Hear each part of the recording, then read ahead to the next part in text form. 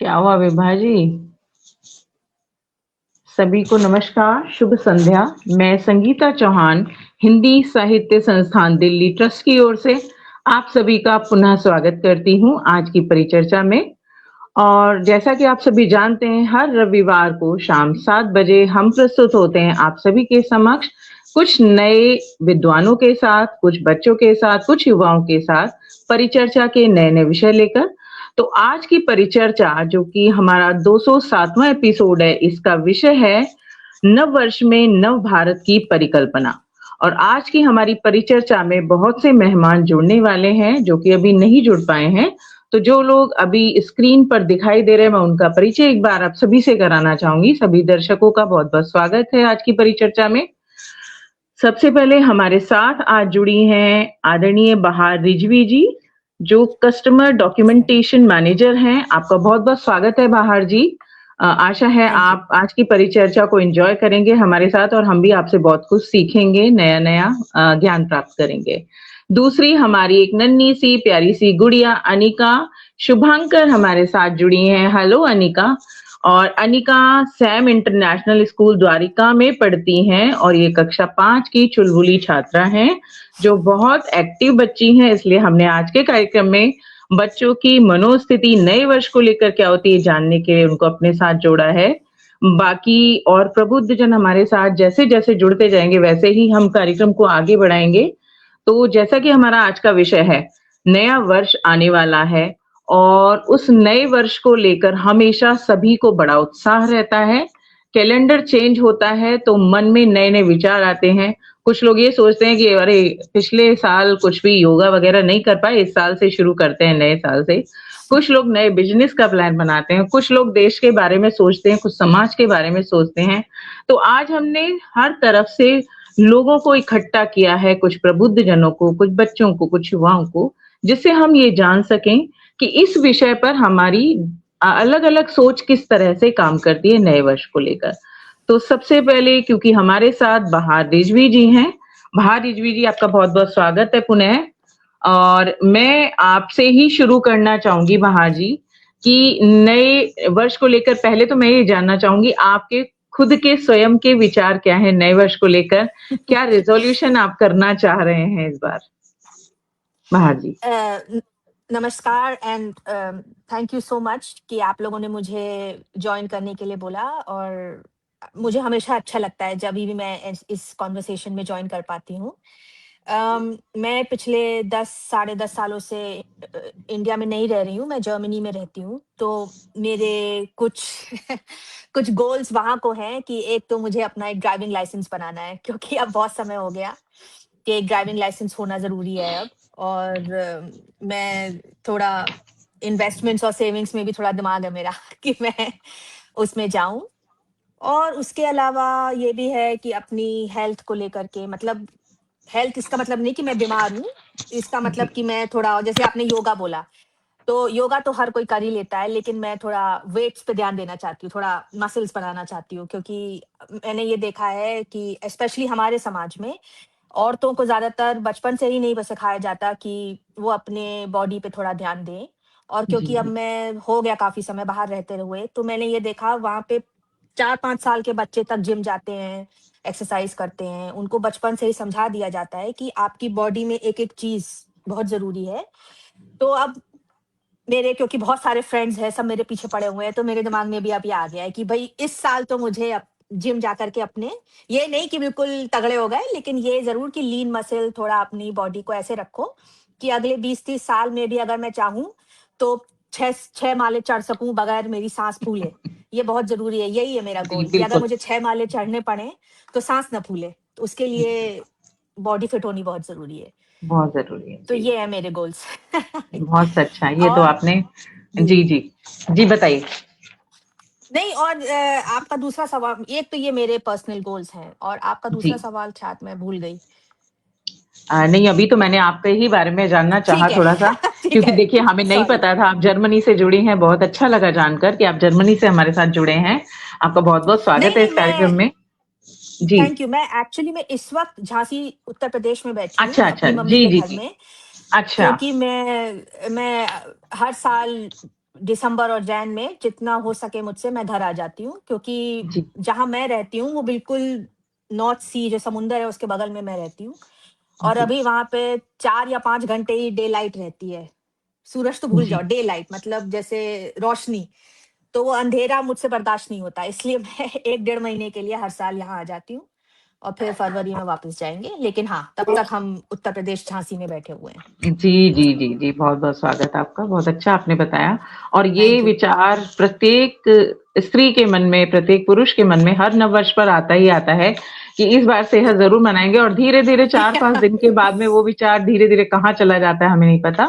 अब एक बार हमारे साथ में हमारे आज के कार्यक्रम में जो एक और मेहमान है, ऋतु रागिनी जी, आदरणीय ऋतु रागिनी जी, जो बहुत महान कवियत्री हैं, वो जुड़ चुकी हैं। ऋतु रागिनी जी, आपका बहुत-बहुत स्वागत है। शायद तकनीकी खराबी के कारण आप नहीं जुड़ पा रहे थे, मुझे ऐसा जी लग रहा है। जी, तो अब आप मेरी आवाज बहुत आ रही है प्रसिद्ध। आपको? जी, जी, बिल्कुल आ रही है। जी आपका नाम ही ऐसा है जो शब्दों को केवल लिखती नहीं है, बल्कि उन्हें अपनी सखी मानकर हृदय की गहराइयों से संवाद करती हैं। ऋतु रागिनी जी की रचनाओं की ये खासियत है, ये खूबसूरती है कि इनकी रचनाएं नारी मन की संवेदनाओं, संघर्ष, आत्मबल, प्रकृति और प्रेम की सूक्ष्मतम अनुभूतियों को गहरे भावबोध के साथ समेटती हैं।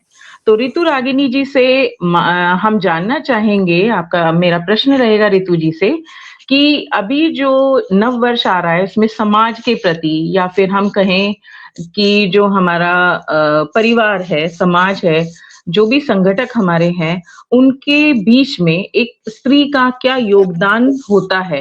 आप बहुत गहरी बातें लिखती हैं, तो आशा करती हूँ हम सभी को आज बहुत कुछ जानने मिलेगा इस बारे में। तो आपके अनुसार स्त्रियों का क्या रोल रहता है समाज के अग्रणी होने में, या नए वर्ष में कुछ ऐसी एक्सपेक्टेशन जो स्त्री समाज से चाहती है, परिवार से चाहती है, तो उस पर आपका प्रकाश डालने का मैं अनुरोध करूंगी। ऋतु रागिनी जी। धन्यवाद। आदरणीय मंच, सम्मानित सदस्य और प्रिय साथियों, तो आपने बड़ा खूबसूरत परिचय दिया। शायद जो स्त्री मन की जो आपने बात कही, क्योंकि मैं लिखती हूँ, कविताएं लिखती हूँ, शब्दों को लिखती हूँ, मैं शब्दों की सखी हूँ, तो मैं कुछ एक पहले जो एक नारी की जो स्थिति है, मैं उसके बारे में कुछ अपनी कविता की पंक्तियों से आपके साथ शुरुआत करना चाहूंगी कि एक जो जी, नारी का स्वागत जो है। जीवन है,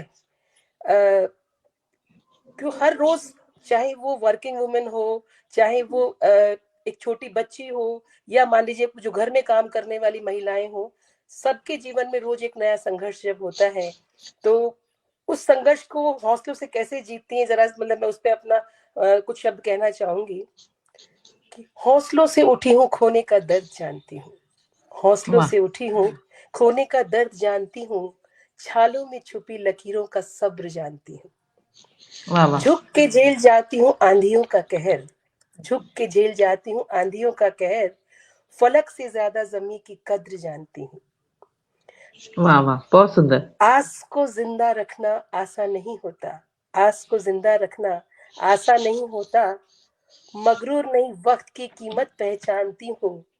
बेपरवाह बेहिसाब जी लेती हूँ जिंदगी। बेपरवाह बेहिसाब जी लेती हूँ जिंदगी। माटी मिलेगी माटी में, ये हकीकत जानती हूँ। माटी मिलेगी माटी में, ये हकीकत जानती हूँ। बहुत सुंदर पंक्तियां, बहुत ही खूबसूरत पंक्तियां मैम। जी, बहुत सुंदर आपने शुरुआत अपने वक्तव्य की है। तो फिर मैं अब इसी प्रश्न पर आती हूँ कि इन पंक्तियों के साथ अपने प्रश्न पर, हमारे प्रश्न पर भी आप प्रकाश डालें।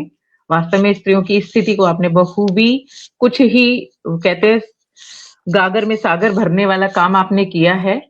आगे धन्यवाद, बहुत उसी बहुत शुक्रिया। जी, उसी प्रश्न पर आते हैं कि महिलाओं की स्थिति के बारे में या उनके योगदान के बारे में। स्थिति तो आपने समझा दिया, अब योगदान के बारे में हम जानना चाहेंगे कि समाज में, परिवार में, राजनीति में, हर क्षेत्र में महिलाओं से क्या एक्सपेक्टेशन रखी जाती हैं कि नए वर्ष में अगर ये कार्य होना है तो उसमें महिलाओं का क्या योगदान हो सकता है? देखिए, महिलाओं की जो स्थिति है, सामाजिक स्तर पे देखें या हम कहीं पे भी देखें, जो जो कामकाजी महिला है, या फिर एक वो घर में काम करने वाली महिला है, कोई भी महिला है, उसके साथ में एक्सपेक्टेशंस तो जुड़ी हुई रहती हैं। जब मान लीजिए जैसे आप और हम भी काम करते हैं, अगर हम काम करके आते हैं तो हमें वो जो घर में काम करते हैं उसको काम गिना नहीं जाता है। तो जब काम करके वापस आती है तो उसके लिए वो रोटियां और रास्ते, मतलब उसकी एक अलग पहचान नहीं बनाती है कि जो घर का काम को उसकी काउंटिंग नहीं करते हैं।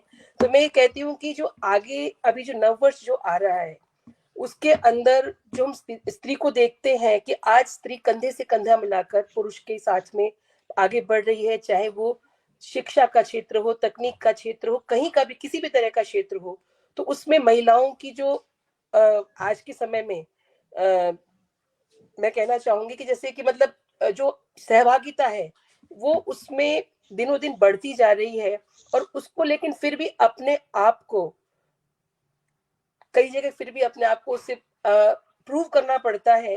तो जो मतलब आज की जो महिला की स्थिति वो है, मैं कुछ दो शब्दों में कहूंगी कि खुद से जीतने की जिद है, मुझे खुद ही को हराना है, मैं दौड़ नहीं हूं दुनिया की, मेरे अंदर एक जमाना है। तो वो अपने आप से ही रोज उसको एक जीतना पड़ता है, और आगे बढ़ने के लिए उसे अपने आप को संगठित करना पड़ता है हर रोज, और अपने आप को उससे आगे कदम बढ़ाने के लिए उसके लिए मतलब कोई भी एक तरह की वो मतलब लाइन नहीं है कि हमें इसी तरीके से चलना है, क्योंकि उसके पास उसके कंधों पर सैकड़ों मतलब क्या कहते हैं कि जिम्मेदारियां होती हैं, जिम्मेदारियां हैं उसके ऊपर। जी जी, बहुत सुंदर आपने कहा, बहुत अच्छा आपने समझाया स्त्री की जिम्मेदारियों। और देखें तो समाज में सबसे ज्यादा जिम्मेदारी अगर कोई उठा रहा है इस समय तो स्त्रियां ही हैं, और हर क्षेत्र में उनका योगदान सराहनीय है। अभी तक खेल के मैदानों में वो बैट लेकर नहीं दौड़ती थी, लेकिन अब वहां भी उन्होंने दशक वर्चस्व उदाहरण हासिल अभी किया तो है। बिल्कुल जी रिसेंटली यही है कि जो महिला हाँ, क्रिकेट टीम में जो इतिहास रचा जी है, जी जी, वाकई इतिहास काबिले रचा है, तारीफ है। कोई भी कोई सोच क्षेत्र नहीं सकता महिलाओं ने था नहीं कि इस छोड़ा। तरीके से। जी जी जी जी जी जी, बिल्कुल। तो आपने बहुत सुंदर अपना वक्तव्य रखा। अभी मैं थोड़ा जो पटल के उस पार हमारे साथ बहुत सारे लोग जुड़े हुए हैं, उनका आभार व्यक्त करूंगी। हमारे साथ भाग्य लक्ष्मी अय्यर जी जुड़ी हैं और वो सभी की प्रशंसा कर रही हैं, सराहना कर रही हैं। उषा मिश्रा जी वो हमारे साथ जुड़ी हैं। धीरेन्द्र कुमार झा जी हमारे साथ जुड़े हुए हैं। ओमपाल जी जुड़े हुए हैं। जी मैं आती हूँ अभी मैम। पुष्पलता जी हमारे साथ जुड़ी हैं। नमस्कार पुष्पलता जी। धीरेन जी का मैंने नाम ले दिया। ओमपाल जी जुड़े हुए हैं और लगातार कमेंट कर हमारा हौसला बढ़ा रहे हैं। और बहुत सारे और भी लोग जुड़े हैं जिनका नाम थोड़ा शायद उनका अपना नाम नहीं है, हम चैनल किसी भी नाम से बनाते हैं। तो सभी का बहुत बहुत स्वागत है और बहुत बहुत आभार है कि वो हमारा हौसला बढ़ा रहे हैं पटल के उस पार। अभी हमारे साथ में हमारे आज के एक और अतिथि जुड़ गए हैं जिनका नाम शायद विवेकानंद जी हैं, जो कि शिक्षाविद हैं। बहुत बहुत स्वागत है विवेकानंद जी आपका। थोड़ा सा देर से जुड़े लेकिन दुरुस्त है, देर आए दुरुस्त आए, हमारा पटल पूरा होने को है। तो आपका बहुत बहुत स्वागत है। अब मैं कुछ कहना चाह रही थी मैम, बहार रिजवी जी, मैम कुछ कहना चाह जी रहे थे आप, प्लीज प्लीज। नहीं, मैं बस एक चीज ये बोलना चाहती थी। जो आपने सबसे पहला नाम लिया भाग्य लक्ष्मी अय्यर, वो मेरी मम्मी है। तो वो अरे इसीलिए वो सबको अपनी तरफ से हेलो जी जी बोलना जी, चाहेंगी और थैंक यू बोलना बहुत बहुत चाहेंगी। तो मैं इसीलिए नमस्कार है मैम। उनका बोलना चाहती जी जी। आदरणीय प्लीज प्लीज मैम को कंटिन्यू, मैं आपको नमस्कार। रोकना नहीं जी चाहती जी थी बीच में जी। जी, कोई बात नहीं, ये तो बहुत अच्छी बात है, माता जी जुड़ी हैं तो बच्चों का हौसला तो अपने जी आप ही जुड़ जाएगा। तो अब जी। हम आते हैं कार्यक्रम को आगे बढ़ाते हुए, चलते हैं अपनी छोटी सी गुड़िया की तरफ जो बहुत देर से बैठी हुई हैं, चुपचाप बैठी हुई हैं, हमारी अनिका। अनिका शुभांकर, इनको अपना आधा नाम लेना अच्छा नहीं लगता है तो मुझे पूरा लेना होगा। अनिका शुभांकर जो सैम इंटरनेशनल स्कूल द्वारिका से हमारे साथ जुड़ी हैं। अब हम अनिका से पूछना चाहेंगे कि अनिका का नए साल में क्या विचार है, अनिका क्या चाहती हैं, क्या स्कूल से कुछ चाहती है कि ऐसा होना चाहिए, या अपने अंदर कुछ बदलाव करेंगी, क्या करेंगी अनिका नए साल में, बेटा बताओ। बेटा म्यूट है आपका माइक, अनिका माइक म्यूट है बच्चे। मैम एक मिनट फ्रीज हो गया था। हो गया था। मैम मैं बताना चाहूंगी कि इस नए साल के उपलक्ष्य में मुझे अपने अंदर भी बहुत सारे बदलाव चाहिए अपने अंदर। जैसे कि मेरा पैशन है सिंगिंग में, तो मैं उस पर थोड़ा काम करना चाहूंगी। और मैं सिंगिंग क्लासेस ज्वाइन करूँ इस नए साल में। और मेरे को थोड़ा विकास अपने पढ़ाई में भी चाहिए कि इस नए साल में मेरे बहुत अच्छा स्कोर आए और मैं पढ़ाई अच्छे से करूं। और अगर समाज की बात करें तो मुझे अपने भारत में भी बहुत विकास चाहिए। अरे वाह, मतलब मुझे ऐसा जैसे अभी हुआ इसी साल में पहलगाम का अटैक, उसकी तरह कोई भी हमले भारत पे ना हो। और जैसे कि अभी अहमदाबाद में प्लेन का भी अटैक हुआ, प्लेन क्रैश हो गया, तो ऐसा कुछ ना हो। मैं बस इतना ही चाहती हूँ। बहुत अच्छा चाहती हो। अच्छा अनिका, जब आप सिंगिंग में आपका इंटरेस्ट है तो थोड़ा सा कुछ सुनाओगे हमें? 2 लाइन सुना दो बेटा। मतलब मैं समझी नहीं हुआ किस चीज में सुनाऊं। कुछ भी गाकर सुना दो। आपको सिंगिंग में इंटरेस्ट है ना? 2 लाइन सुना दो, कोई भी गाना जो आपका फेवरेट हो। तो अगर आप बोल ही रहे हो तो मैं हमारी सबसे पुरानी सिंगर लता मंगेशकर का गाना गाना चाहूंगी। बहुत अच्छे। लग जा गले कि फिर ये हंसी रात हो न हो, शायद फिर इस जन्म में मुलाकात हो न हो। लग जा गले से बहुत बढ़िया अनिका, आपको म्यूजिक क्लास जरूर ज्वाइन करनी चाहिए। और इतनी प्यारा बाल मन है आपका, और कितनी बड़ी बात आपने कह दी कि पहलगांव का अटैक नहीं चाहिए। बहुत सुरीली आवाज है बेटा, जरूर सीखो सिंगिंग। हमें एक अच्छा सिंगर मिलेगा भविष्य में, हम उम्मीद करते हैं। और बहुत छोटी सी बच्ची ने बहुत बड़ी बात बोल दी कि समाज में बदलाव चाहती हैं कि पहलगांव के अटैक ना हो, क्योंकि कितना भी हम अपना बचाव करें, कहीं ना कहीं कुछ सुरक्षा में गलतियां हमसे हुई थी जो वो हमला हो पाया। तो बिल्कुल सही बच्ची ने कहा है कि हम सरकार से अनुरोध ही कर सकते हैं कि इस तरह की कोई दुर्घटना किसी के साथ भविष्य में ना हो।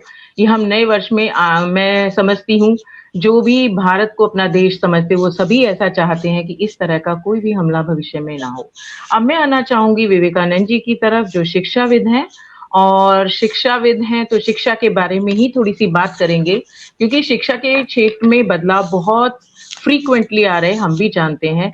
न्यू एजुकेशन पॉलिसी बनी है जिसमें अब हम समझ चुके हैं कि वो जो रट्टाफिकेशन वाली चीजें थी वो नहीं चल पाएंगी अब, क्योंकि बच्चे अलग अलग तरीके से सीखते हैं। कुछ बच्चे सुनकर सीखते हैं, कुछ बच्चे देखकर सीखते हैं। तो मैं आपसे जानना चाहूंगी विवेकानंद जी कि एनईपी के माध्यम से आने वाले वर्षों में कौशल विकास में क्या बड़े बदलाव आ सकते हैं आपके अनुसार, जो हमारे विवेकानंद जी का शायद कनेक्शन छूट गया है।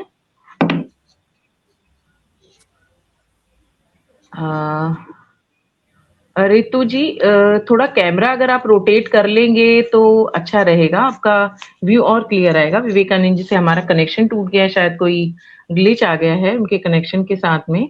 चलिए कोई बात नहीं, हम दोबारा से अपने और मेहमानों से बात करते हैं जब तक वो लोग जुड़ते हैं। एक हमारे छात्र हैं, एक हमारे शिक्षाविद हैं, दोनों ही नहीं जुड़ पा रहे हैं। हो सकता है कुछ परेशानी हो। थोड़ा सा हिंदी साहित्य संस्थान के बारे में बता देती हूँ कि ये हिंदी के क्षेत्र में कार्य करने वाली बहुत ही प्रबुद्ध संस्था है और काफी अच्छे लोग जुड़े हुए हैं इसमें। इसकी अध्यक्षा आदरणीय वैभवी जी हैं और सतत निरंतर प्रयत्न करती रहती हैं। हफ्ते में 2 बार 2 कार्यक्रम आते हैं। चित्र से चरित्र शायद नाम है उनका। बुधवार को शायद आता है उनका एक कार्यक्रम, मुझे नाम एग्जैक्टली याद नहीं आ रहा। यही है, गुड़िया को पता होगा। नहीं पता है। और दूसरे वाला बुधवार वाला। चलिए, और एक रविवार को हम लेकर आते हैं हिंदी साहित्य संस्थान की ओर से परिचर्चा का कार्यक्रम, जो नए नए हमारे विषय चल रहे होते हैं। कई बार ज्वलंत मुद्दे होते हैं, कई बार साधारण मुद्दे भी होते हैं, लेकिन जिन पर हमेशा वार्तालाप की आवश्यकता रहती है, चर्चा की आवश्यकता रहती है, ऐसे विषय हम लेकर आते हैं। तो इसमें जो दूसरे बुधवार वाले कार्यक्रम का नाम है किरदार जिंदगी। किरदार ए जिंदगी, चित्र से चरित्र मुझे कंफ्यूजन हो गया। किरदार ए जिंदगी में बहुत बड़े बड़े लोगों से हम उनके रूबरू होते हैं और वैभवी जी ही संचालिका हैं उसकी। आप संस्था की अध्यक्ष भी हैं और बहुत अच्छे से सारे कामों को संभालती हैं। इस संस्था के संयोजक राजीव अग्रवाल जी हैं। मुख्य संयोजिका आदरणीय परम आदरणीय सुदर्शन शर्मा सुधी जी हैं और इसके मुख्य सलाहकार बहुत ही प्रसिद्ध सुरेंद्र शर्मा सागर जी हैं, जो बहुत जाने माने कवि हैं। तो संस्था निरंतर हिंदी के क्षेत्र में कार्य करती रहती है और इन कार्यों के अंतर्गत ही आज की ये परिचर्चा हमारी चल रही है। अब मैं बहार रिजवी जी की तरफ आना चाहूंगी दोबारा से। एक बार उनसे पूछना चाहूंगी कि डिजिटल इंडिया अभियान जैसे एक नॉर्मल सा जो हमारे विचार होते हैं इस बारे में कि डिजिटल इंडिया जो अभियान चला है, भारत की तस्वीर को पूरी तरह बदलने में सक्षम हो पाएगा भविष्य में या नहीं हो पाएगा? आपका इस बारे में क्या मानना है? बहार रिजवी जी। देखिए, थैंक यू, आपने मुझसे ये सवाल पूछा। ये बहुत ही डीप सवाल है। देखिए, जी, अगर हम सिर्फ सरफेस लेवल पे देखें, जो सत्तर पे देखें, तो अच्छी स्कीम है और समझने वाली बात है कि हाँ, इससे हमारा भला होगा। मैं आपको एक बात बताती हूँ। देखिए, मैंने जैसे आपको बताया कि मैं उत्तर प्रदेश की रहने वाली हूँ। मैं झांसी में पली-बड़ी हूँ। यहीं पे मेरी पैदाइश ग्वालियर की है। झांसी में मैं 20 साल रही। यहीं मैंने अपना ग्रेजुएशन किया और फिर उसके बाद हम 12 साल बैंगलोर में रहे। जी, बैंगलोर और झांसी का जो ना सिर्फ ज़मीनी तौर पे डिफरेंस है, डिस्टेंस है, लेकिन जो वो 2 दुनिया हैं, वो बिल्कुल ही अलग हैं। जी, जो बैंगलोर का आदमी है, उसको मैं वहाँ का आदमी की बात कर रही हूँ, जो वहीं पैदा हुए हैं, जो वहीं जी, बड़े हुए हैं। जो उनको प्राप्त है, वो हमें कभी प्राप्त नहीं हुआ है, आज भी। मुझे बैंगलोर छोड़े हुए अब 10 साल हो गए हैं। आज भी जो वहाँ बैंगलोर में रह रहा है, वो यहाँ के लोगों के पास नहीं है। जबकि हम एक ही देश में रह रहे हैं, जबकि हमारे पास एक ही व्यवस्था है, हर चीज़ सेम है, लेकिन वहाँ के आदमी के पास जो है, वो यहाँ के आदमी के पास, झांसी उत्तर प्रदेश के आदमी के पास नहीं है। और अब मैंने आपको बताया कि मैं पिछले 10 साढ़े 10 साल से इस देश से बाहर रहती हूँ बाहर है। और जी, मैं बाहर से अंदर देखती हूँ। जो बाहर से अंदर देख रहा है, वो दूसरी चीज़ देख रहा है जी, कि जी, जी, पूरा ही बिल्कुल। देश पिछड़ता जा रहा है, दुनिया आगे जा रही है और हम पीछे जा रहे हैं। तो ठीक है, एक डिजिटल कैंपेन चला रहे हैं, जो भी हो रहा है, लेकिन हाथ में डिवाइस लेने से डेवलपमेंट नहीं होगा। आपको इंडिविजुअल जो लेवल के लोग हैं, जो मैं आपको बात बताती हूँ, जैसे हमारे यहाँ पे बैंक, मम्मी के साथ में कभी-कभी उनके बैंक चली जाती हूँ। जो जी, वहाँ का जी, बैंक का आदमी है, जो बेचारे लोग आते हैं गरीब, वो अपने फ़ोन से फ़ोन बैंकिंग नहीं कर सकते आज। मैं फ़ोन पे की बात नहीं कर रही हूँ। एक सिंपल सा आप अपना अकाउंट जी, जी, चेक कर लें, एक अपनी चेकबुक का जो भी सामान है देख लें, अगर आपको पीपीएफ में पैसा डालना है वो देख लें, वो नहीं कर पाते। जी, जब उस लेवल पे आदमी को नहीं है समझ, तो हम क्या कह रहे हैं कि डिजिटल में कुछ होगा? हमें नीचे ग्रास रूट्स लेवल जो कहा जाता है, हमें वहाँ से आदमी को पढ़ाना पड़ेगा, हमें नीचे से समझाना पड़ेगा और जी, उससे फिर थोड़ी बिल्कुल बहुत अच्छी बात है कि एक तरफ कुछ शहरों में सिर्फ़ जो बड़े-बड़े शहर हैं, उनमें थोड़ी शायद बढ़ेगी, लेकिन हिंदुस्तान बड़े शहरों में नहीं रहता है। हिंदुस्तान छोटे शहरों में रहता है, हिंदुस्तान जी, गाँव में रहता है और जब बिल्कुल। तक वहाँ नहीं मिलेगा उनको कोई भी जो भी डेवलपमेंट है, जो भी बढ़ोतरी हो रही है, तो ठीक है, ऊपर-ऊपर लेवल पे बहुत बढ़ जाएगा, अच्छी बात है। हम चाँद पे भी चले जाएँगे, मार्स पे भी चले जाएँगे, लेकिन हमारा जो गरीब किसान है, वो क्या करेगा? जो हमारे स्कूल के बच्चे हैं, जो पब्लिक स्कूल्स में पढ़ते हैं, मैं भी प्राइवेट स्कूल की पढ़ी हुई हूँ। मुझे पता है कि हमारे स्कूल में तो हम लोग को बहुत मिला था। जो क्योंकि मेरी मम्मी पिछले 30 साल से टीचर थीं और वो केंद्रीय विद्यालय में टीचर थीं, तो मैं उनकी वजह से, और मेरे पापा भी टीचर थे। वो state school, UP state school में पढ़ाते थे, मम्मी सेंट्रल स्कूल में। तो मैंने दोनों टाइप के स्कूल्स का देखा है, मैं खुद प्राइवेट स्कूल की पढ़ी हुई हूँ। तो मुझे एक तरीके से तीनों जो लेवल्स के शिक्षा में जो मिलता है आपको, मैं 90s में जब पढ़ रही थी, तो हमारे स्कूल में कंप्यूटर लैब था, 95-96 में। हम लोग लैब में जाते थे, सीखते थे डॉस वगैरह, और मम्मी के स्कूल में तो भूल जाइए, पापा के स्कूल में तो हो ही नहीं सकता। तो आज भी वही हालत है। यूपी स्टेट में कितने स्कूल्स होंगे जिसमें ये मिलेगा बच्चों को? तो आपने बिल्कुल सही सवाल बोला है। मैं ये कह रही हूँ कि अगर ये बढ़ोतरी होगी भी तो वो पूरे हिंदुस्तान के लिए नहीं है, वो शायद जो बिल्कुल निचले स्तर का आदमी है वहां पहुंचने में शायद अगले 50-60 साल लगेंगे। ये है मेरे ख्याल से। अगर सबको पहुंच जाए तो बहुत ही अच्छी बात है, लेकिन मुझे तो लगता है कि इसमें थोड़ा टाइम लगेगा। भले ही कितनी जी सारी, जब तक हम निचले लेवल से ऊपर नहीं करना शुरू करेंगे, मेरे ख्याल से तो कुछ ज्यादा डिफरेंस होने नहीं वाला है। जी जी जी, बिल्कुल सही आपने बात कही है मैम। मैं मतलब खुद कहना चाहूंगी कि हम जो चाह रहे थे, बाहर रिजवी जी ने बिल्कुल सही वो पक्ष हमारा रखा है। क्योंकि देखिए यहाँ जो भी स्थिति बन रही है वो इस तरह की है कि मोबाइल हाथ में आने का मतलब है रील देखना। ज्यादातर बस, लोगों का ध्यान सिर्फ थैंक यू। रील देखना और चीजों को आगे फॉरवर्ड करना इसमें। अगर आप रोड पे देखें, जब ये मोबाइल हाथ में नहीं थे तो लोग कम से कम देखते थे, कुछ चीजें उसमें बच भी जाती थी। अब मोबाइल की वजह बिल्कुल से, क्योंकि हमें रील देखने का इतना ज्यादा शौक है, कोई इस तरह के कार्यक्रम देखना भी पसंद नहीं करता। सच्चाई तो बहुत कड़वी है। और जानने के बारे में तो सरकार को भी कैंपेन चलाने की आवश्यकता है कि वो इस तरह की जानकारी लोगों को दें कि हम किस तरह से हम नेट बैंकिंग इस्तेमाल करें। इसकी एक ट्रेनिंग की बहुत ज्यादा आवश्यकता है कि हर चीज लोगों तक पहुंचे। बहुत से लोगों को सरकार के द्वारा चलाई गई बहुत अच्छी अच्छी योजनाओं के बारे में भी जानकारी नहीं होती है, जबकि वो फोन के माध्यम से उनके बारे में जान सकते हैं।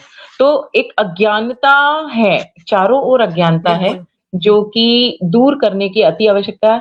बहुत बहुत धन्यवाद बहार जी, आपने बहुत अच्छा हमें बताया इसके बारे में। और बहुत एक क्वेश्चन मार्क भी लगाया है कि डिजिटल इंडिया के अंदर नीचे के तबके से अगर हम शुरू करें समझाना तो ज्यादा अच्छा होगा। पढ़े लिखे लोगों को समझाने की आवश्यकता नहीं है। उसी तरह से जैसे एक क्लास के अंदर 40 बच्चों में से, जैसे अनिका हमारी अगर टॉपर हैं, तो इनको हमें समझाने की जरूरत नहीं पड़ेगी कि बेटा पढ़ो। लेकिन जो बच्चे नहीं बिल्कुल पढ़ते उन्हें हमें समझाने की जरूरत पड़ेगी कि बच्चों आप पढ़ो। तो बिल्कुल सही बात आपने बिल्कुल। कही है। हमारे साथ विवेकानंद जी पुनः जुड़ गए हैं, शायद कुछ ग्लिच हो गया था। तो मैं पुनः अपना प्रश्न दोहराऊंगी कि एनईपी के माध्यम से आने वाले वर्षों में कौशल विकास के क्षेत्र में आप क्या सोचते हैं कि क्या बदलाव आ सकते हैं? क्योंकि बहुत से विद्यालय अभी तक सिर्फ पढ़ाई तक सीमित थे, लेकिन अब क्या हो रहा है कि वो कौशल विकास के नाम पर बहुत सारी योजनाएं चला रहे हैं अपने विद्यालय में, ताकि बच्चा अगर पढ़ने में बहुत अच्छा नहीं है लेकिन उसके अंदर कोई और गुण छिपा हुआ है। मान लीजिए वो फिजिक्स में बहुत अच्छा है, मान लीजिए वो सिलाई कढ़ाई में बहुत अच्छी है कोई बच्ची, तो उस तरह के कार्यक्रम बहुत सारे चल रहे हैं। तो आपको क्या लगता है कि इसमें आने वाले समय में क्या बदलाव आ सकते हैं एनईपी के अंदर कौशल विकास को लेकर? जी विवेकानंद जी, अपना अनम्यूट करिए माइक भैया। विवेकानंद जी। जी।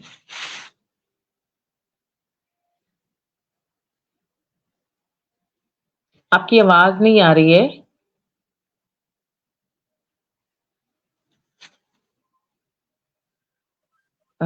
लगता है तकनीकी खराबी है। जी विवेकानंद जी, आपको आवाज आ रही है हमारी?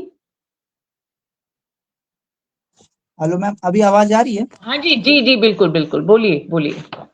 हेलो। हाँ जी। जी तो बोलिए मैम विवेकानंद जी। ये हाँ, तो तकनीकी परिप्रेक्ष्य में अगर मैं बात करूं कि किस तरह से कौशल विकास जैसी योजनाओं का मतलब आने वाले भविष्य में फायदा मिलेगा बच्चों को, तो सबसे पहला एग्जांपल तो मैं अभी अपना ही दे सकता हूं कि जी जेन जी का होने के बावजूद भी मेरे को तकनीकी समस्याओं का बहुत ये सामना करना पड़ता रहता है। जी जी। मैं ऑनलाइन क्लासेस लेता हूँ, जैसे बच्चों की सीयूईटी वगैरह की तैयारी करवाता हूँ। तो उस समय पे भी कई ऐसी तकनीकी समस्याएं आ जाती हैं जब मेरे को टेक्नीशियन को बुलाना पड़ता है। अगर मैं अपनी उम्र को देखूं तो मेरे को ये चीजें खुद स्वयं अपने लेवल पे कर लेनी चाहिए थी। तो ये एक पिछड़ापन हम ऑनलाइन डिजिटल जो एक वर्ल्ड है वहां पे हम देख सकते हैं। अगर इस तरह की शिक्षाएं और बच्चों को दी जाए और आने वाला जो भविष्य है, जैसा कि बहुत बड़े शिक्षाविद एवं जो बड़े एंटरप्रेन्योर हैं जैसे इलॉन मस्क है या फिर देश के बड़े इंडस्ट्रियलिस्ट है, उद्योगपति हैं, इन लोगों का भी मानना है कि आने वाला भविष्य जो होगा वो एआई, डाटा, इन सभी चीजों के अराउंड ही होगा। तो अभी जो तकनीकी ये कौशल विकास का एक मुद्दा है, इसके अराउंड हम ये कह सकते हैं कि डाटा साइंटिस्ट या एआई के ट्रेनिंग तो चाहिए ही लोगों को, लेकिन यदि बच्चा ज्यादा फोन वगैरह में चला जाए या ज्यादा ही डिजिटल दुनिया में चला जाए, तो इससे उसका एक सर्वांगीण विकास रुक जाएगा। तो हमें चाहिए कि कौशल विकास का एक इस तरह का लक्ष्य रखना चाहिए सरकार को, या फिर लोगों को भी, पेरेंट्स को भी, या हम अपने बड़े, जैसे हम बड़े भाई हैं किसी के, तो अपने जो जूनियर हैं उनके लिए भी, कि उनका एक सर्वांगीण विकास हमें करना चाहिए, जहाँ पे न केवल शिक्षा को एक किताबों तक या फिर डिजिटल प्लेटफॉर्म तक सीमित रखना चाहिए, बजाय इसके, जैसे ये छोटी बच्ची है, ये बहुत अच्छा गाना गाती हैं, तो इनको इस फील्ड में आगे बढ़ने का मौका देना चाहिए, प्रोत्साहन देना चाहिए। तो कौशल विकास का मतलब एक यही लक्ष्य नहीं होना चाहिए कि केवल व्यक्ति अपनी नौकरी पाले और उसके जीविका उपार्जन जो है ये केवल एक मुद्दा नहीं होना चाहिए कौशल विकास का, बजाय इसके कि एक वो हेल्दी लाइफस्टाइल जिए, पूरा अपना जीवन की प्रणाली को इस तरह से बनाए जो दूसरों के लिए आदर्श रूप साबित हो सके। हालांकि आदर्श वास्तव में कुछ नहीं होता, ये बात भी मैं कहूंगा, पर एक रूप होता है। तो मेरा यही मतलब मत है मैम इसको लेके। धन्यवाद।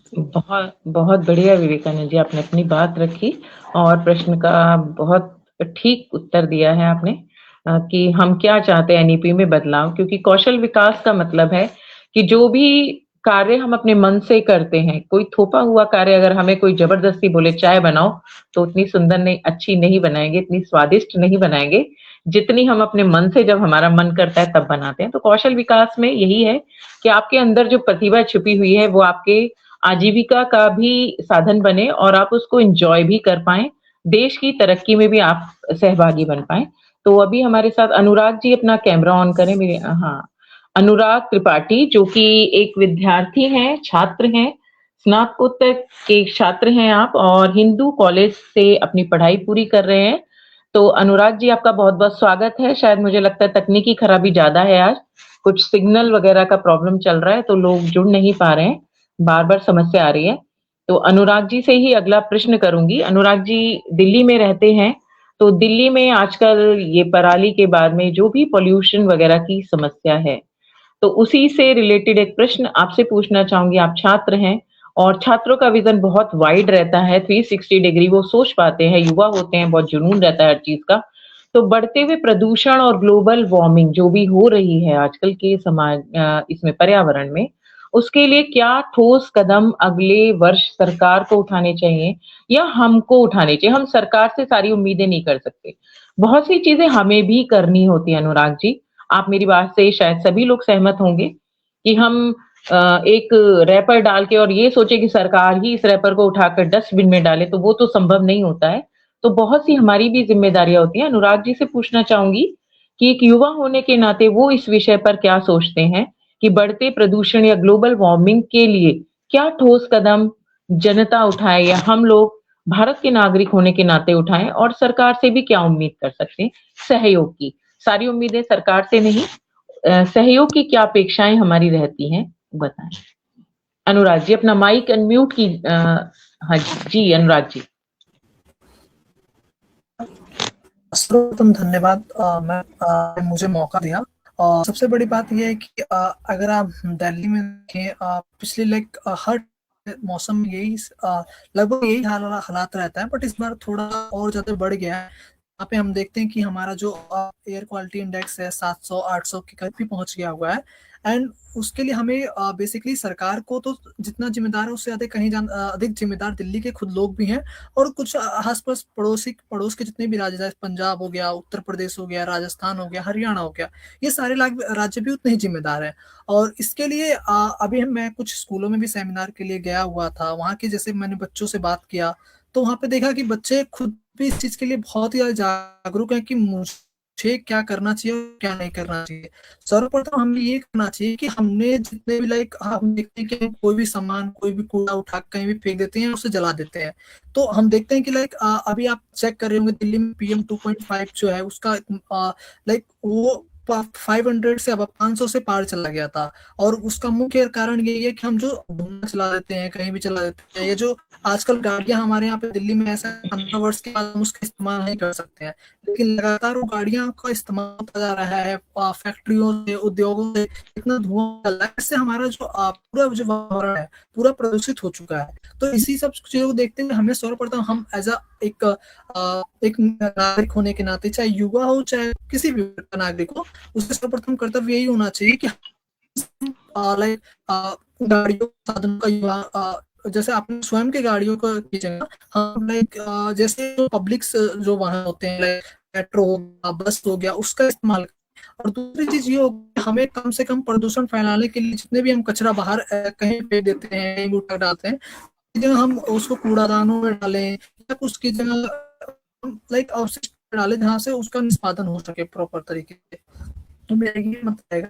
एंड थर्ड तो यही कहना चाहूँगा, जितने भी नागरिक हैं, जो आने वाले जो बच्चे हैं, उनके पास बहुत ज्यादा वो खुद ही समझदार हैं कि अगर हम लाइक PM10 के लिए भी हम देखते हैं कि वहाँ पे अगर घर बन रहे हैं, मकान बन रहे हैं, तो वहाँ पे लोग जिस तरीके से वहाँ पे उनको रहना चाहिए, बनाना चाहिए, उस चीज को फॉलो नहीं करते हैं, तो सारा चीजें वही पॉल्यूशन के लिए जिम्मेदार बन जाता है। तो उसके हमें उसके ऊपर थोड़ा बहुत अभी वर्क करने का बहुत जरूरत है। और इसके लिए मुझे लगता है कि अभी तो तत्काल कोई निष्पादन नहीं निकल सकता है, सरकार को भी इसके ऊपर कोई ठोस ना ठोस कदम तो उठाना ही पड़ेगा।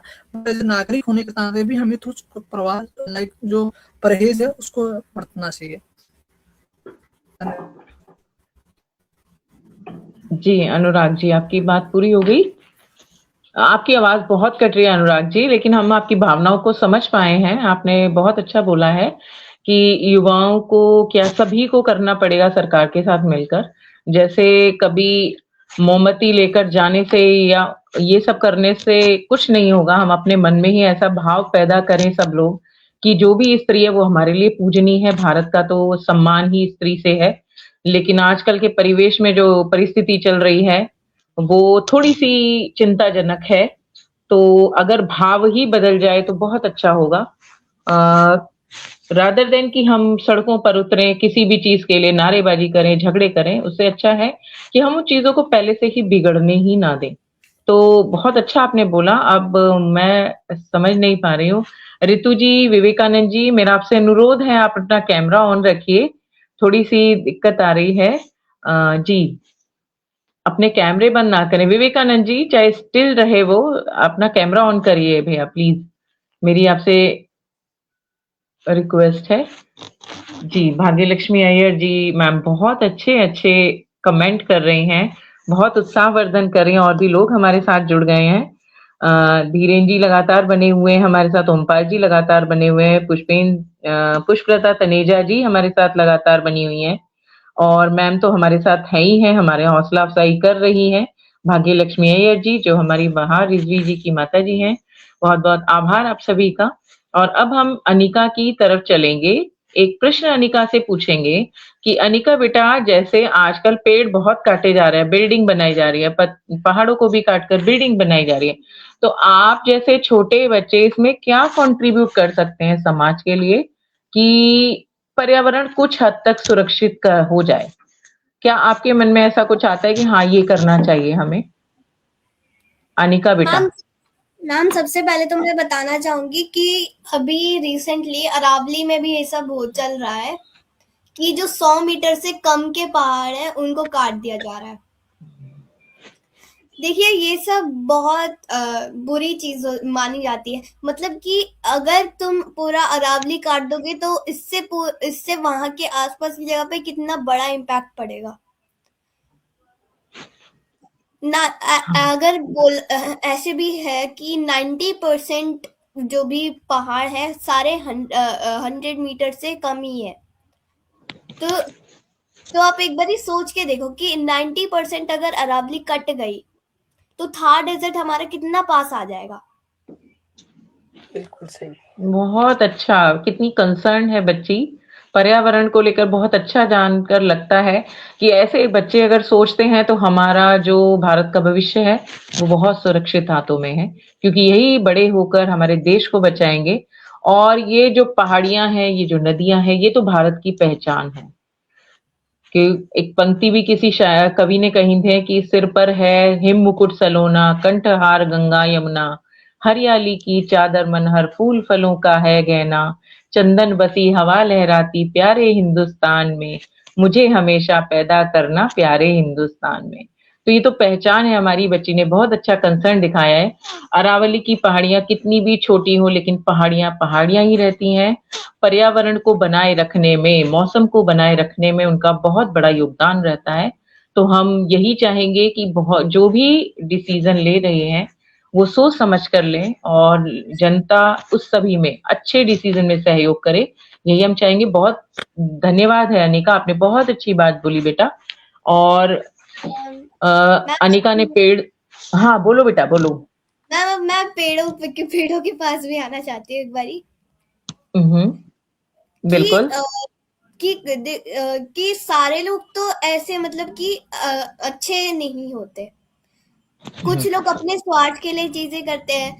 अगर सब अपने स्वार्थ के लिए पेड़ों को काटने लगे तो हमें ऑक्सीजन कैसे मिलेगी? बिल्कुल सही कहा आपने बेटा। वो फैंटेसी मूवी बनती है ना कि सिलेंडर लगा के घूमना पड़ेगा, भगवान ना करे वो स्थिति कभी बने। और अनिका जैसे सारे बच्चे मिलकर पर्यावरण को जब संभालेंगे तो हम जब बुजुर्ग हो जाएंगे तो हमें खुशी होगी कि देखो बच्चों ने हमारे लिए सांस लेने लायक ऑक्सीजन छोड़ी है पेड़ लगा लगा कर। बहुत अच्छी बात है, बहुत प्यारा बोला अनिका बेटा। और बहुत गहरी सोच है आपकी बच्चे, और बहुत जानकारी भी आप रखते हो, बहुत एक्टिव हो आप। ईश्वर आपको हमेशा ऐसे ही खुश रखें, समझदार बनाए रखें। चलिए आप चलते हैं रितु जी की तरफ। थोड़ा सा एक प्रश्न मैं रितु जी से पूछूंगी। बहुत अच्छी कविताओं के माध्यम से रितु जी हमारे प्रश्नों का उत्तर दे रही हैं क्योंकि बहुत प्रसिद्ध कवित्री हैं आप। तो एक बार दूसरा प्रश्न आपकी तरफ ले जाना चाहूंगी कि जातिवाद और सांप्रदायिकता जो कि आज के जो परिवेश में घिनौना सा रूप ले चुके, मुझे तो ऐसा लगता है और मुझे कहने में कोई गुरेज भी नहीं है कि इन कुरीतियों को क्या हम नए वर्ष में कुछ ऐसा हो सकता है कि इन कुरीतियों से हम बच पाए। रितु जी। जी, मैं आपके इस प्रश्न का उत्तर भी अपनी कविता के माध्यम से देना चाहूंगी। बहुत स्वागत। उन्मुक्त गगन की मैं पंछी, उन्मुक्त गगन की मैं पंछी, फितरत न मेरी बंध पाऊं, न सीमित कर सीमाओं में सरहदों में कैसे सिमट जाऊं। तुझको ए तकदीर मेरी तारीखों में लिखूं कैसे, तुझको ए तकदीर मेरी तारीखों में लिखूं कैसे, वक्त वजह की बंदिश में खुशियां कैद करूं कैसे। चुनो चुनौती चाहत की, चुनो चुनौती चाहत की, ना मैं बरबस में थोपी जाऊं, बन शिखर पताका फहराए न दीवारों में चुनवाई जाऊं। हदे हटा दे ए मानस, हदे हटा दे ए मानस, जबरन जंग न होने दे, ख्वाहिशों के खेतों में सपनों की फसलें बोने दे, ख्वाहिशों के खेतों में सपनों की फसलें बोने दे।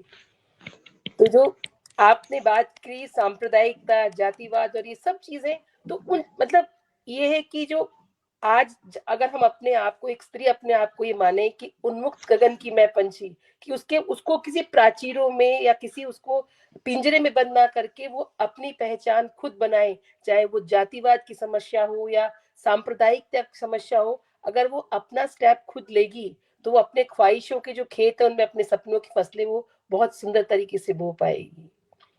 और इसी तरीके से जैसे नववर्ष जो भी आ रहा है, मान लीजिए कि नववर्ष मुझसे अगर कोई बात करता है, एक सवाल करता है, तो कि नववर्ष चुपके से आया, नववर्ष चुपके से आया, दीवार पे टंगे कैलेंडर को नहीं, हमारी चुप्पियों को पलटते हुए पूछ बैठा, भारत तुम किस रोशनी में खुद को देखना चाहते हो, भारत तुम किस रोशनी में खुद को देखना चाहते हो, शीशे की इमारतों में उलझी हुई परछाइयों वाला, या ऐसा भारत जो अंधेरे से आंख मिला सके।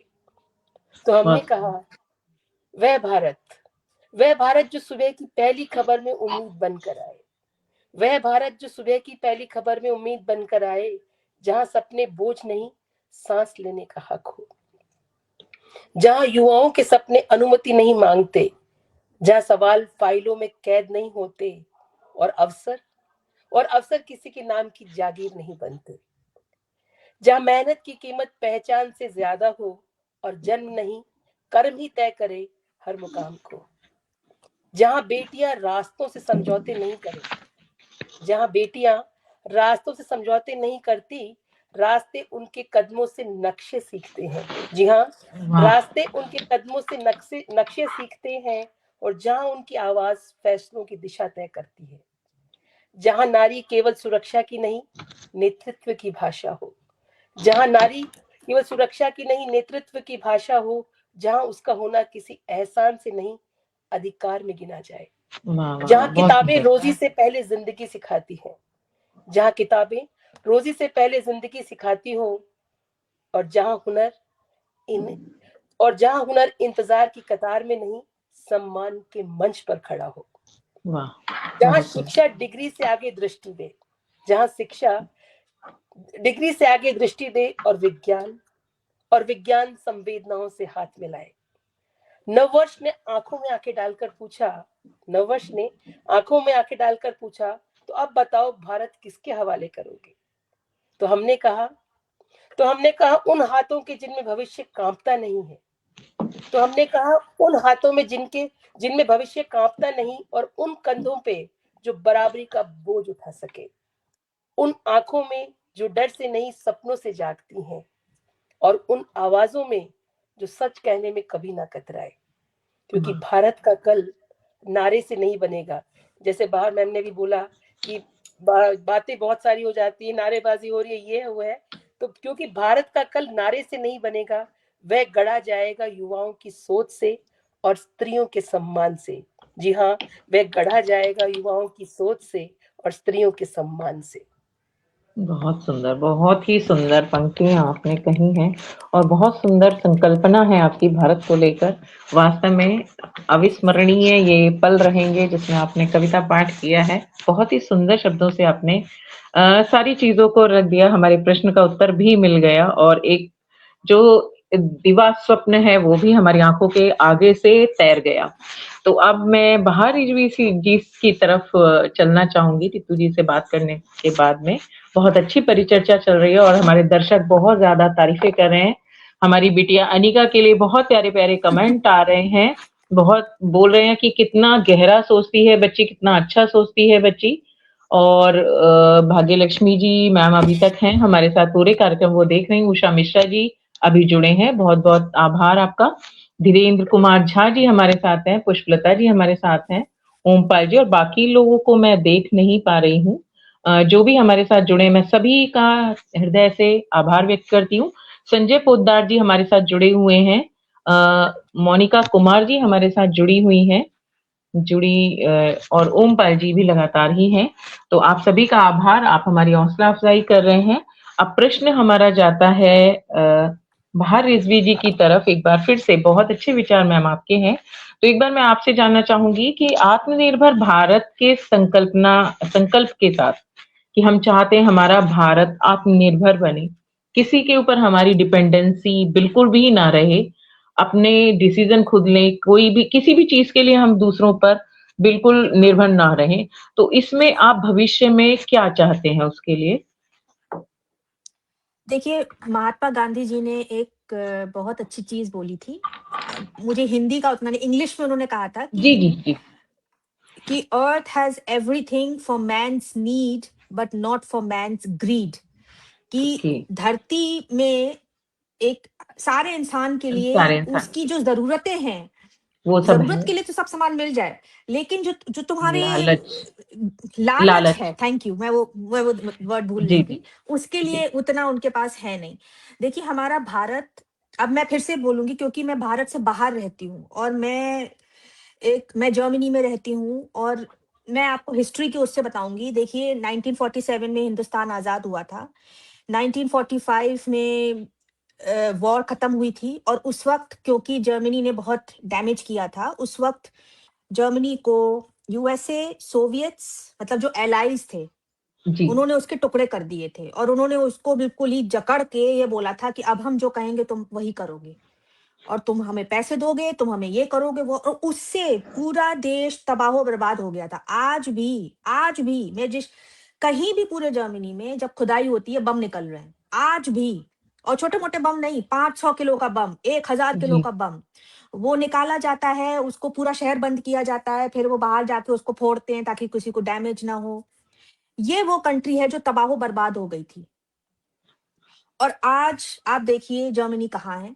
उन्होंने कहा हम अपने ऊपर डिपेंड करेंगे, हम आगे बढ़ेंगे, हमने जो गलतियां की हम उससे सीखेंगे, और हमारा देश भी हमने भी यही किया है। हमें कई लोग कहेंगे अरे हम पीछे रह गए, नहीं, हमारा देश 250 साल तक 200 साल तक गुलामी में फंसा हुआ था। तो हमारी जो भी जरूरत की चीजें थी वो बाहर जा चुकी थी, ठीक है, हमने उससे सीखा, हम उससे आगे गए। लेकिन अब मुझे ये लग रहा है कि अब हम पता नहीं किस गलत पटरी पे उतर गए हैं कि हम पीछे जाने की कोशिश कर रहे हैं। क्यों, मुझे समझ में नहीं आ रहा है, मुझे बिल्कुल समझ में नहीं आ रहा है क्यों हम आगे नहीं जा रहे हैं। मेरी तरफ से मैं बस इतना कहूंगी कि अगर हमें अपने ऊपर डिपेंड करना है, हमारे देश में वो सब है जिससे हम अपने ऊपर डिपेंड कर सकते हैं। हमारे पास दिमाग है, हमारे पास रिसोर्सेस हैं। आप देखिए कोई भी ऐसी मिनरल रिसोर्स नहीं है जो हिंदुस्तान में आपको नहीं मिलेगी, सारा सब। बिल्कुल बिल्कुल कोयला है, जिसकी कोयला वैसे यूज नहीं करना चाहिए, मैं तो एग्जांपल दे रही हूँ, जैसे जी कोई जी भी जी मिनरल आप देख लो वो हमारे तेल तक हिंदुस्तान में मिल जाएगा आपको। ऐसी कोई चीज नहीं है जो इस देश में ना हो। पहाड़ भी हैं, रेगिस्तान भी है, समुद्र है, सब है। जी, हमें इसीलिए बाहर बाहर के लोग आक्रमण करके इस पर कब्जा करना चाहते थे क्योंकि बिल्कुल, सारी चीजें लेकिन हैं। जी लेकिन अब ये हमारे पास है, तो हम चाहें तो इसको, और इतने सारे जो लोग हैं, चलो ठीक है, बहुत हमारी आबादी हो गई, उस आबादी को भी लेकर के ये देश आगे बढ़ सकता है, क्योंकि हमारी आबादी ही हमारी एक बहुत बड़ा, सबसे बड़ा रिसोर्स है। मैं आपको एक और, आई एम सॉरी, मैं बहुत बोल रही हूँ, मैं एक चीज आपको बताऊंगी। देखिए, मैं जर्मनी में हर चीज इतनी महंगी क्यों है, वहां पे लेबर नहीं है, तो छोटी छोटी चीजों के लिए लेबर का कॉस्ट सबसे ज्यादा होता है। अगर आपको घर में आपका पानी का नल टूट गया, तो जो प्लम्बर आएगा वो सिर्फ आने का 200-250 यूरो ले लेता है, जबकि हमारे देश में जब प्लम्बर आता है हम उसको इज्जत भी नहीं देते हैं। एक प्लम्बर आके वो ठीक करके चला गया, क्यों? क्योंकि यहाँ लेबर है और वहां नहीं है। तो हमारे पास जो सबसे बड़ा रिसोर्स है वो हमारी आबादी है, वो हमारे लोग हैं।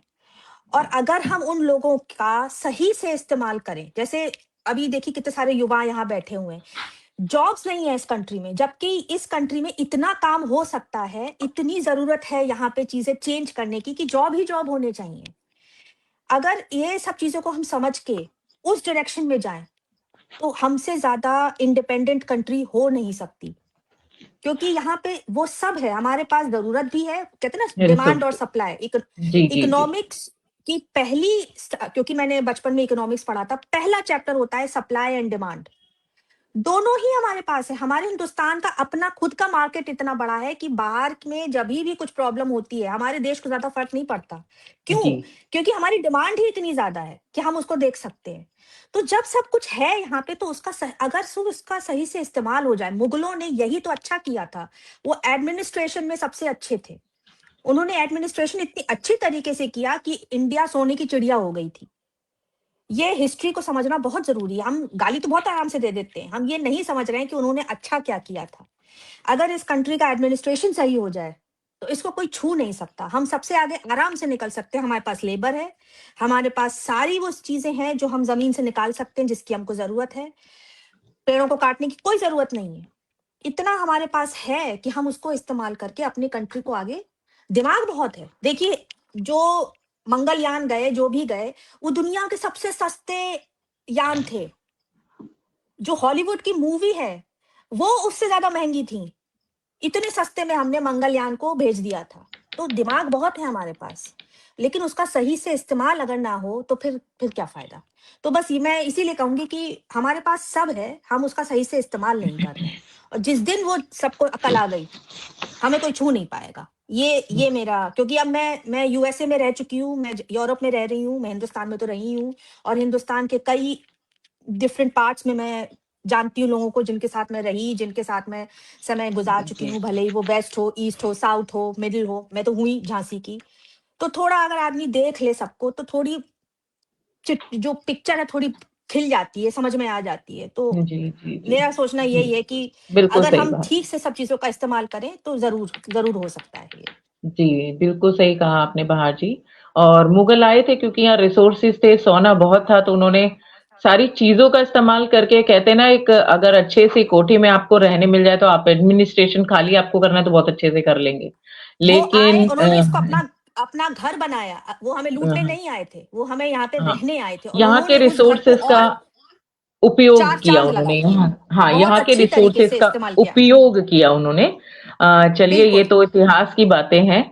और अब जो स्थिति बन रही है कि बाहर से आने वाले जो लोग हैं और यहाँ की जनसंख्या भी जिस हिसाब से बढ़ रही है, उस हिसाब से रिसोर्सेज का इस्तेमाल करना भी एक बहुत बड़ा अपने आप में चुनौतीपूर्ण कार्य है। उस समय जनसंख्या इतनी नहीं थी, गांव थे ना, हाँ। तकनीकी इतनी सक्षम थी कि हर चीज इधर से उधर हो जाए या वीडियो वायरल हो जाए। अब तो छोटी-छोटी बातों पे जरा सा कुछ आप अच्छा भी करने जाइए तो वीडियो वायरल हो जाती, तो अच्छा करने में भी आजकल लोग संकोच करने लगे। हाँ। और हमारे साथ जो विवेकानंद जी जुड़े हुए हैं और अनुराग जी जुड़े हुए हैं लगातार, शायद तकनीकी खराबी के कारण वो लोग नहीं रह पा रहे मंच पर। और प्रश्न मैं करना चाहती थी विवेकानंद जी से। विवेकानंद जी, आप अपना video on Ritu ji please आप अपना वीडियो ऑन रखिए। विवेकानंद जी, अगर आप मेरी आवाज सुन पा रहे हैं। खराबी पता नहीं क्या हो रहा है। जी विवेकानंद जी, आप अपना वीडियो ऑन करें। जी, लगता है आज ज्यादा ही ग्लिच आ रहा है, कुछ नेटवर्क में इशू है, सभी के साथ दिक्कत आ रही है। तो हमारी ज्यादा वार्तालाप अनुराग जी से और विवेकानंद जी से, जबकि युवा थे, हम चाह रहे थे उन लोगों से ज्यादा बातें करना क्योंकि कर्णधार हैं देश के। विवेकानंद जी, बहुत बहुत स्वागत है आपका फिर से। एक प्रश्न आपसे पूछना चाहूंगी, समय हमारा समाप्त होने की कगार पर है, कि स्वास्थ्य सेवाओं में क्या गरीबों के लिए आप कुछ चाहते हैं कि नए वर्ष में कुछ नई योजना? अब क्या चलिए, विवेकानंद जी का कनेक्शन फिर से टूट गया है और मैं प्रश्न नहीं कर पा रही हूँ उनसे। रितु जी से ही पूछ लेते हैं हम, क्योंकि अनिका के लिए प्रश्न बड़ा हो जाएगा। छोटी सी बच्ची के ऊपर हम इतना दबाव नहीं बनाएंगे कि वो बच्ची दोबारा हमारे साथ बात ही ना करे। बहुत अच्छा बोलती हैं वैसे ये। तो रितु जी, क्या स्वास्थ्य सेवाओं का आपको लगता है कि जो भी स्वास्थ्य सेवाएं बनाई जा रही हैं गरीबों के लिए वो पहुंचती हैं, या फिर भविष्य में नए वर्ष में क्या गरीबों के लिए किया जा सकता है सरकार की ओर से या हम लोगों की ओर से? हम क्या रेजोल्यूशन ले सकते हैं कि जो गरीब तबके के लोग हैं उनका कुछ हद तक उद्धार हो सके? रितु जी से ही प्रश्न करते हैं क्योंकि हमारे साथ 3 ही लोग हैं इस समय, बहार जी, अनिका बिटिया और रितु जी। रितु जी से ही प्रश्न कर लेते हैं। जी, मेरी आवाज आ रही है? जी बिल्कुल। जी, मैम देखिए कि अभी जो आपने स्वास्थ्य सेवाओं की जो बात करी, अभी हाल ही में कुछ 2-3 महीने पहले मेरा एक, जैसे मैं जयपुर में रहती हूँ और जयपुर का सबसे बड़ा हॉस्पिटल है, जो सरकारी हॉस्पिटल है, सवाई मानसिंह हॉस्पिटल। तो वहाँ पे एक हमारे कोई रिलेटिव थी जिनकी किडनी की प्रॉब्लम थी, तो किडनी का डायलिसिस वगैरह का उनका वहाँ पे होना था।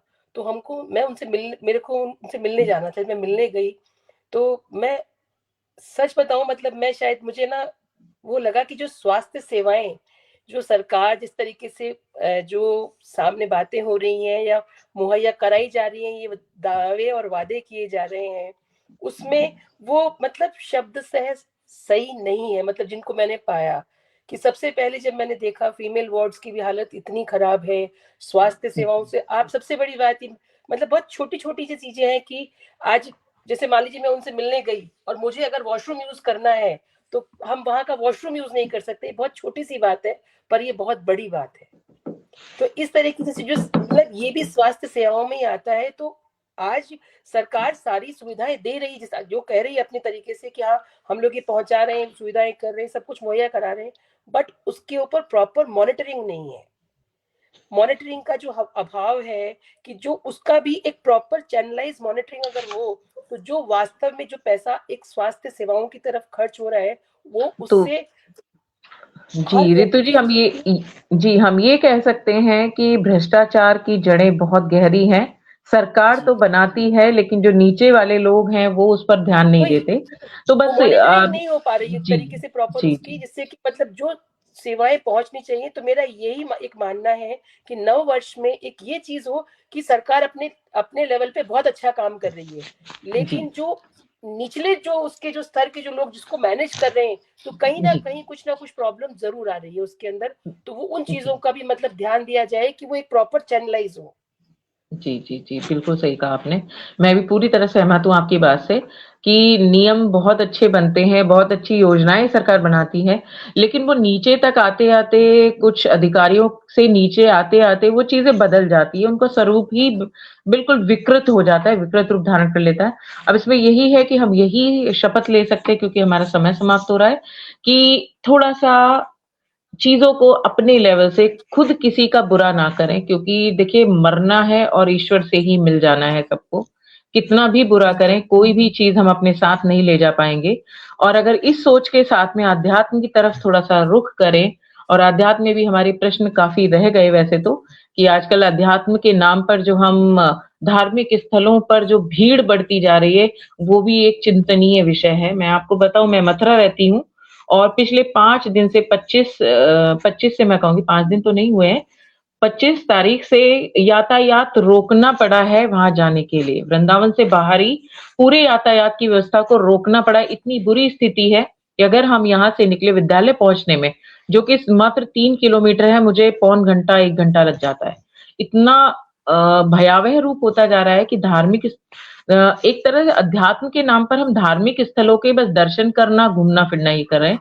तो हम यही एक प्रार्थना करेंगे ईश्वर से कि सबको सद्बुद्धि आए, अपने-अपने कर्तव्य का निर्वहन सब लोग अच्छे से करें, और हमारी जो युवा पीढ़ी है, हमारे जो बच्चे हैं, अनिका जैसे जो बच्चे हैं, इनकी सोच ईश्वर बहुत ऐसी ही रखे, स्वस्थ रखे, पर्यावरण के बारे में भी सोचे, अपनत्व सबके साथ बना रहे, धर्म को लेकर कोई झगड़ा ना करें, क्योंकि सबको मरना है, कितना भी हम करें मेरे राम मेरे रहीम, लेकिन इस पृथ्वी पर कोई भी हमेशा नहीं रहने वाला है। वो ठीक है, धर्म की बात होनी चाहिए, लेकिन धर्म के नाम पर जो झगड़े फसाद हम करें वो ना करें। शांति, सुख सबके लिए चाहें, सिर्फ अपने लिए नहीं, सब हमारे हैं, वसुधैव कुटुंबकम का भाव सबके अंदर बना रहे, यही हम उम्मीद करेंगे। और 4 पंक्तियों से आज के कार्यक्रम का समापन करना चाहूँगी। उससे पहले आप सभी का हृदयतल से आभार व्यक्त करूँगी। प्यारी अनिका को बहुत-बहुत धन्यवाद, उस बच्ची ने पढ़ाई में से समय दिया। आदरणीय बहार रिजवी जी ने बहुत अच्छा-अच्छा बोला, और आवाज़ भी मैम की बहुत प्यारी है, बहुत सुमधुर कंठ है आपका। और ऋतु जी की कविताओं का तो क्या कहना, आज मंच सज गया आपकी कविताओं से। हर प्रश्न का आप उत्तर जो आपने दिया, बहुत सधे हुए कविताओं से आपने दिया, बहुत-बहुत आभार है आपका। और पटल के उस पार भी काफ़ी, उसके लिए दो लाइन कहूंगी कि इस धरा पे सब धरा रह जाएगा। जो आपने कहा ना, ये सब नहीं रह जाएगा। और बहुत सुंदर, बहुत सुंदर। अभी कि वहां पे जैसे जो आपने बताया कि जो जैसे जयपुर को भी छोटी काशी कहते हैं, और इन दिनों यातायात का हाल जयपुर में भी ऐसा ही है कि जी, हर जगह से बहुत हालत खराब है। इस समय पे मैं आपको बता नहीं सकती। तो जी, बिल्कुल आपकी बात एकदम अक्षर से, बिल्कुल मैं आपकी बात से सहमत हूँ। जी, चलिए धन्यवाद। आप सभी का बहुत-बहुत आभार, और पटल के उस पार जितने भी लोग जुड़े, मैं शायद जिन लोगों का नाम नहीं ले पाई हूँ, उन सबसे क्षमा चाहूँगी, क्योंकि मुझे मेरे स्क्रीन पर सब नाम नहीं दिख पा रहे हैं, तो मैं क्षमा चाहूँगी, और आप सभी का आभार व्यक्त करूँगी। आप सभी ने हमारा हौसला बढ़ाया। 4 पंक्तियों से आज के कार्यक्रम का समापन करने से पूर्व आदरणीय विभा जी का बहुत-बहुत आभार कि उन्होंने इतना प्यारा प्रबुद्ध मंच सजाया, जिस पर तरह-तरह के विचार हम लोगों ने एक-दूसरे के जाने। ये भी जाना कि बाहर से भारत किस तरह का जो विचार बनता है, बाहर से देखने पर भारत का किस तरह का बनता है और किस तरह का हो सकता है। तो बहुत अच्छा आज का परिचर्चा हमारी रही है, और हम नव वर्ष में भारत के लिए कुछ लाइनें मैंने लिखी थी कि नया वर्ष आने वाला है, घड़ी है कुछ कर जाने की, आओ करें प्रतिज्ञा हम भारत को स्वर्ग बनाने की। हम ना भूलें देश था ये, सोने की चिड़िया कहलाता, चारों ओर खुशी थी फैली और भगवा ध्वज फहराता। आवश्यकता आज वही, बीती घड़ियां लौटाने की, आओ करें प्रतिज्ञा हम भारत को स्वर्ग बनाने की। इन्हीं शब्दों के साथ आज के कार्यक्रम का समापन करती हूँ, और मैं आज्ञा चाहूंगी वैभवी जी से कि बहुत-बहुत धन्यवाद बहार जी, आपको अच्छी लगी मेरी लाइनें। ऋतु जी का भी आभार जी। तो लिखती हूँ थोड़ा बहुत, कवित्री हूँ मैं भी, बहुत प्रसिद्ध तो नहीं, थोड़ा बहुत लिख लेती हूँ। जी, तो मैं विभा जी से आज्ञा चाहूंगी अब कार्यक्रम समापन के लिए। कि वो हमें आज्ञा दें। और बहुत आभार है उनका, इतना सुंदर मंच सजाया है, इतना विभा जी अच्छा को भी हमारा बहुत विषय बहुत चुना धन्यवाद। है। जी, विभा जी को तो बहुत बहुत आभार भी है, उन्होंने बहुत थैंक यू। मेहनत करती हैं मंच धन्यवाद। सजाने के लिए इस मंच पर हमें और इतने आमंत्रित अच्छे किया, अच्छे इसलिए लोगों उसका को बहुत लेकर आती हैं और उनसे तारुफ हमारा हो पाता है इस मंच के माध्यम से। तो बिल्कुल बिल्कुल। आशा करती हूँ अब हम समाप्त कर सकते हैं इस कार्यक्रम को। सभी को शुभ रात्रि। Good night everyone. Good thank night. You.